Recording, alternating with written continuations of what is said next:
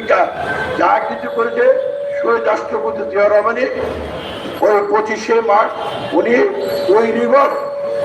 আর চিন্তা করে দেখেন কতটুক সাহস থাকলে, কতটুক দেশপ্রেমিক থাকলে একজন সিম্পলি মেজর এই কথা বলতে পারে। ওই রিভর যদি খোদার আকাশ এর সাথে না হতো, যদি এটা বিফলে যেত, ওনার কোর্ট মার্শাল হতো, ওনার ফাঁসি হতো এবং ওনার পরিবার পরিজন আজকে কেউ জীবিত থাকতো না, সবাইকে পাকিস্তানি হানাদার বাহিনী মেরে ফেলতো।